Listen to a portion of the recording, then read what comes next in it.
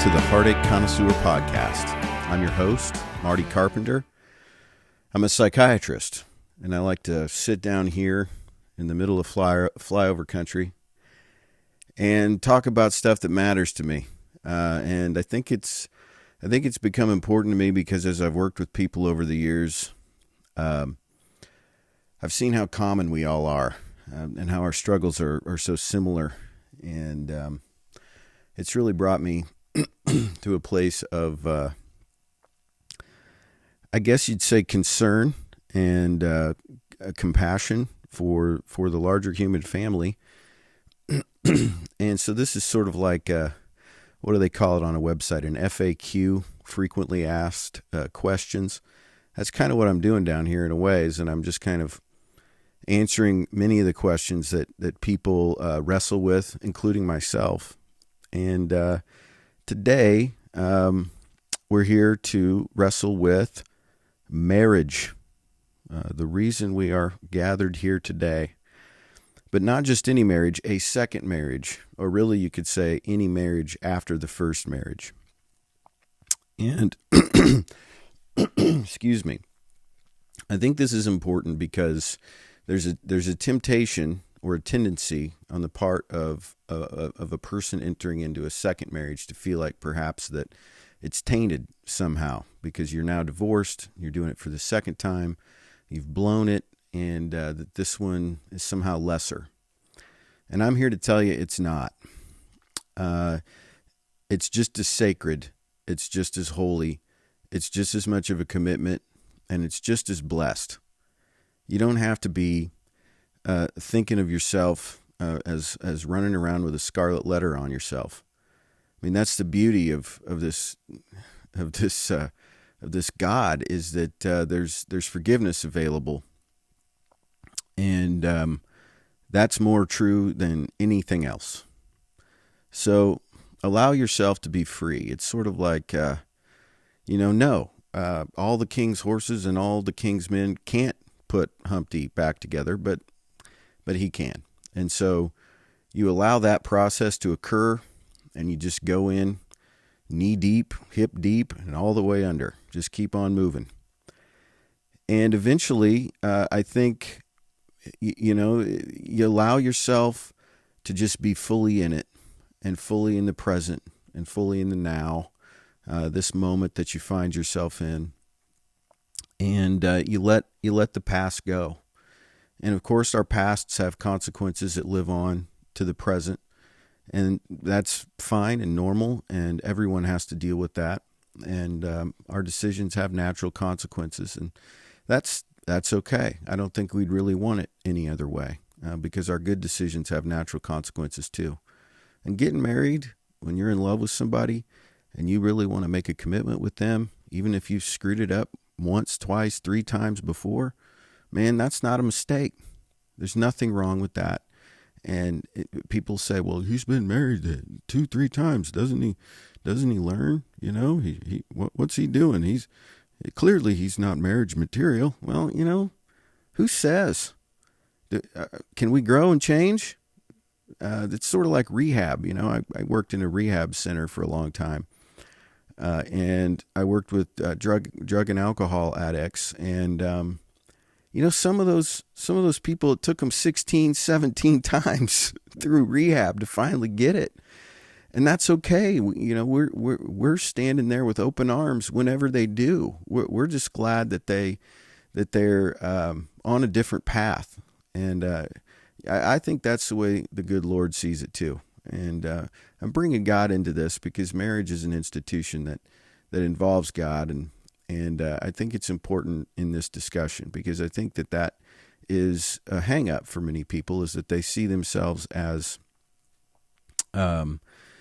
disconnected from God after having been through a divorce, and that it's all over for them, and they might as well just throw in the towel on relationships. But that's not what I think is psychologically healthy, and it doesn't seem to be my experience from a spiritual perspective either. I'm here to tell you, I've worked with many patients that have vibrant second marriages, third marriages even. I've worked with patients who are out there doing amazing things with their second spouse, and the kids and the blended families are connected and firing on all cylinders, if you will. So just make the best of it. It's like I don't know why this comes to mind, but it's like my old high school car. It was we called it the Turd. And this thing was barely holding together, and it was banged up and beat up, and it was brown, and it had a CB in it. But it was the best time of my life in that thing. And it's just like that with us. We get to be banged up and beat up and old and run down and still have the time of our lives. It's fine. Just roll with it. The old cars had bigger engines anyway. They went faster. Handled terrible, but that's what makes it fun going around curves, isn't it? Okay, car metaphors. Where's click and clack when you need them?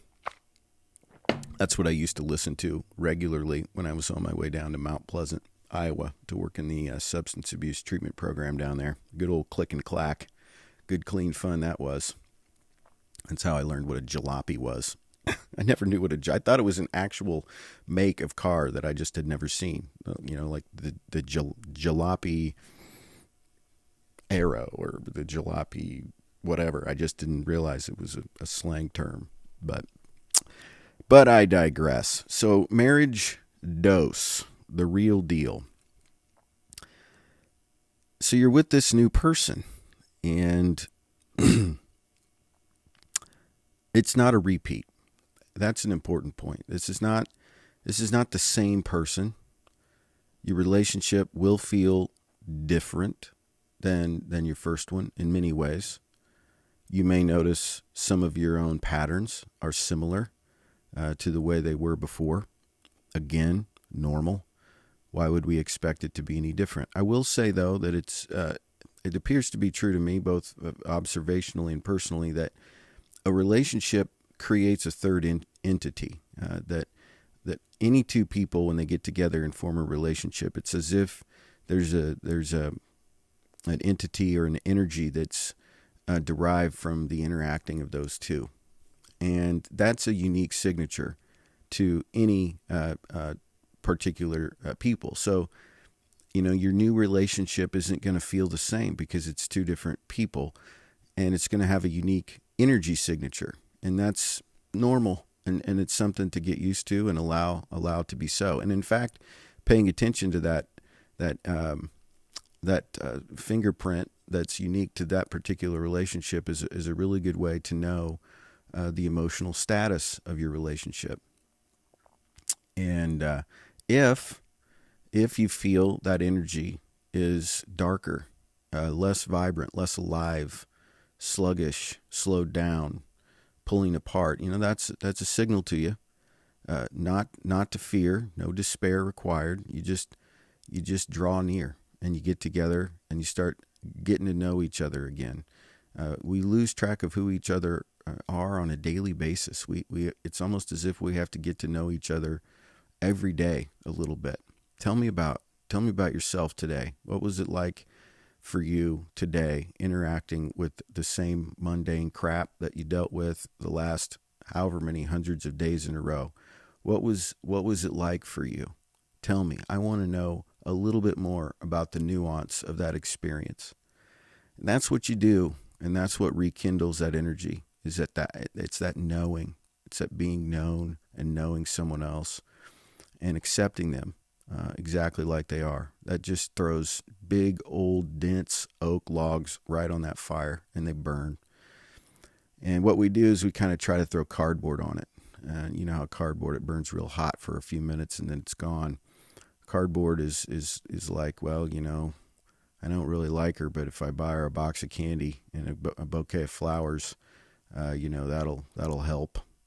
Yeah, like cardboard helps a fire, And oak I'm a woodworker. I love to work with wood. And grew up on a farm cutting wood, and what you may not understand if you're not a wood person is that oak is a particularly dense wood, and it's hard as a rock, and it burns a long, long time when you put it on a fire because of its density. It contains a lot of energy per unit volume, as say compared to cardboard or softer wood like pine. You can burn pine just fine, but it burns quickly, and you have to put more of it on the fire more frequently. Oak, you put it there, and it warms the whole place, smooth, long time, and it smells good. So use some oak when you need a marital tune-up. And keep throwing it on. Just because it burns a long time doesn't mean you don't keep throwing it on. It's just that you keep throwing a little on, and you keep it all kind of nice and kindled and smooth and ongoing. That's the trick to that. What else can I say about the number 2 marriage, or the 3 or the 4? You got to find out somebody's new love languages. Maybe you had that figured out before, or you didn't. That's kind of a common term. It's become popular in our culture due to the book about love languages, but it appears to be a pretty darn true concept. And some people prefer spending time with one another, touch. Some people prefer gift giving, and they say acts of service. Cleaning up somebody's car for them, or doing the cooking the dinner, doing the dishes unexpectedly, things like that. You got to find out what that is for your partner and exploit it to your advantage. That's how you get them to be putty in your hands, man. You just do what they love, and you do it abundantly, and that's cool. You're allowed to use that because that's loving. And I think you got to find something to make with each other. Now, what do I mean by that? I think making things is a really important concept. I was reminded here it's nearing Christmas, and this old therapist, good friend of mine that I used to work with, he's now retired, but every year he and his wife made Christmas ornaments. I'm sure many of you do the same thing or have done it. And it was a ritual and a tradition, and every year I would get a lovely homemade, beautiful Christmas ornament. And that's kind of what I mean. You make things, you make traditions, and you make actual items sometimes. We love to cook. That brings us together, and I love to make things for Shelley, and I'm making a painting right now to present to her as a wedding gift. I get married here in really just a few days now, and so that's loving at its best. When you can make something for somebody from a place of love that's intended to speak to them, to speak to their heart uniquely, that's a profound act of love, and I highly encourage that as a means of maintaining a relationship, because it shows that you know them. It shows Shelley runs around the house saying, "We just need a little pop of color right here. Over here we need a little pop of color." That's what she loves to say. It's cute. So you know what I did? I made a painting with a little pop of color. A lot of pops of color, actually. But it's born from a place of hearing that come out of her mouth, and knowing that's something that she likes.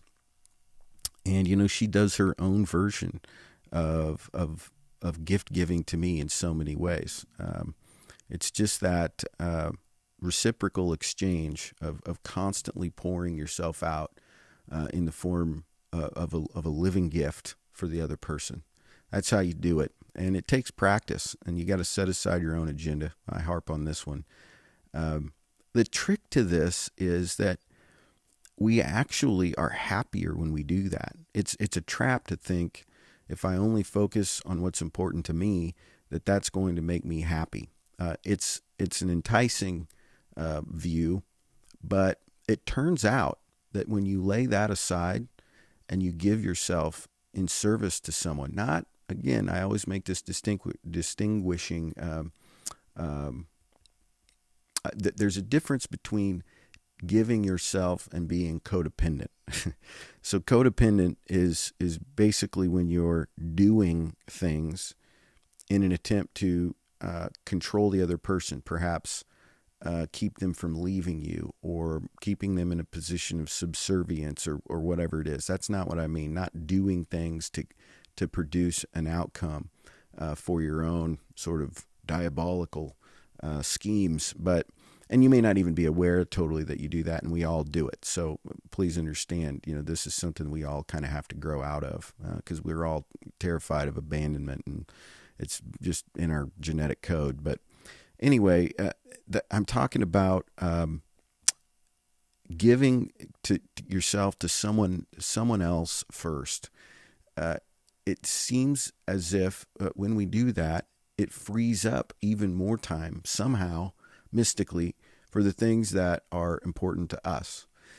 And it's one of those things you kind of just have to try it and see. There's many times in this life you'll be faced with a leap of faith of one form or another. And what I mean by that is you'll see a situation in front of you, not unlike marriage, really, where a commitment is required, a commitment to do something differently, try something differently, something that may seem counterintuitive, but you're suspicious might work, or maybe you doubt, but you're never going to know it until you try it.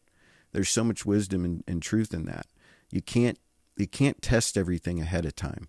You can't test yourself. Well, if I give to this person generously, am I gonna feel better? You can't do that as a thought experiment. You actually have to go do it and see what happens. And you'll be rewarded in ways that are often very surprising to you. And what happens too is that the other person sees your commitment to their well-being, and they alter the way they do business then. And suddenly, instead of fighting for the scraps of whatever time is left at the end of your day, you're both working in concert from a place of balance to accomplish those things which need to be done and are important to the other. And that's a powerful, essentially it's a form of teamwork. It's passing the ball instead of shooting the ball. It's not being a ball hog, so to speak. A relational ball hog. There's one.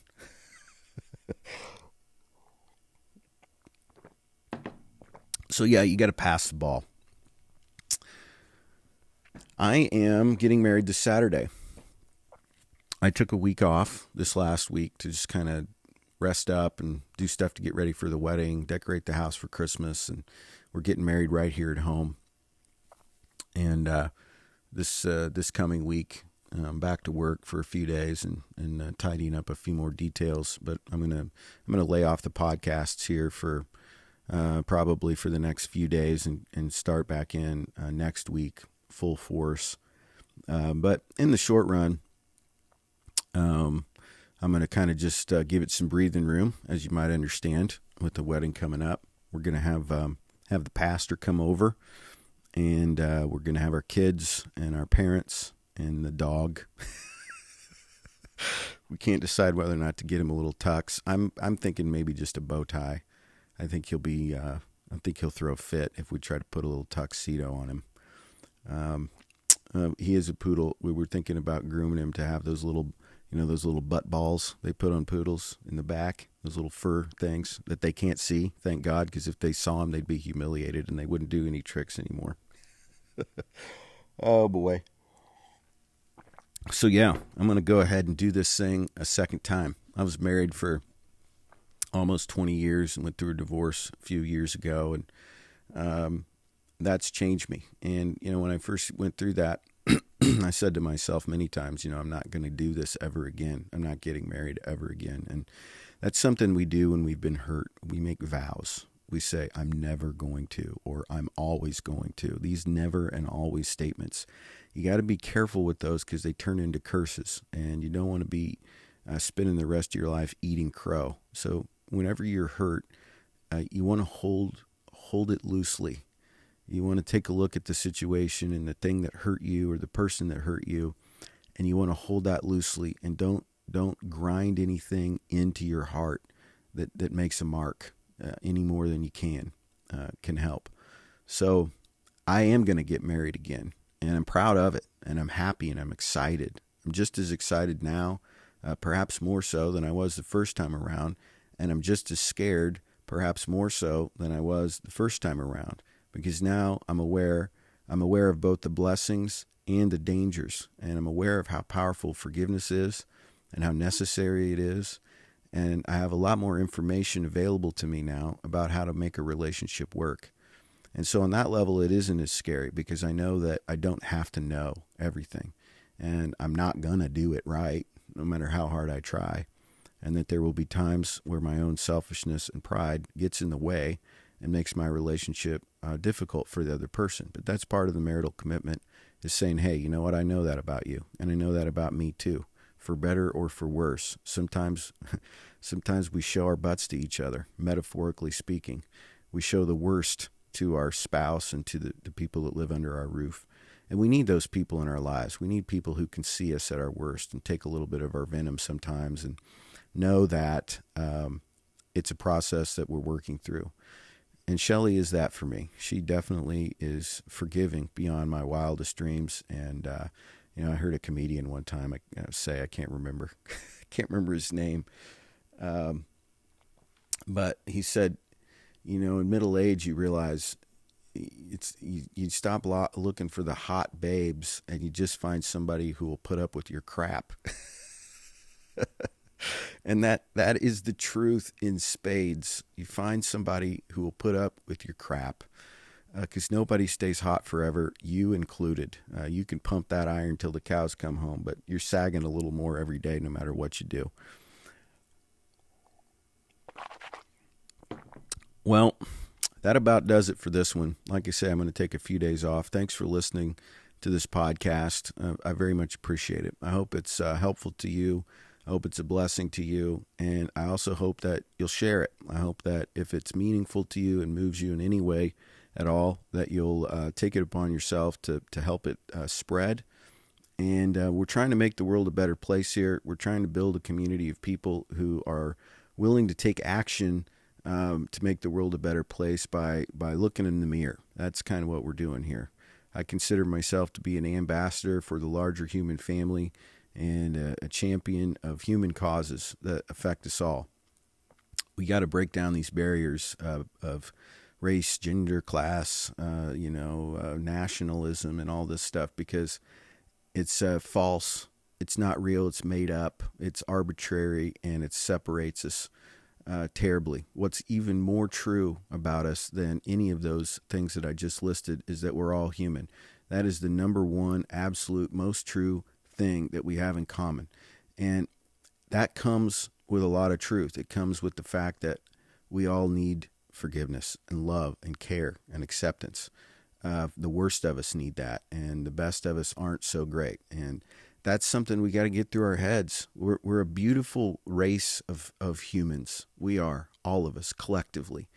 And we have so much to offer one another, but we hoard it all to ourselves. We keep it locked in to the little boxes that we've defined for ourselves, and we give it away sparingly to the people that we've deemed worthy, often inappropriately.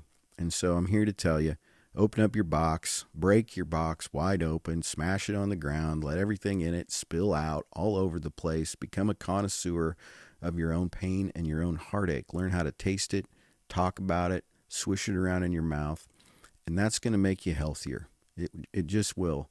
When you stuff it, when you coat it, when you paint over, and when you drown it in booze and drugs and sex and shopping and every other thing you can imagine, you will find yourself a little less joyful every day.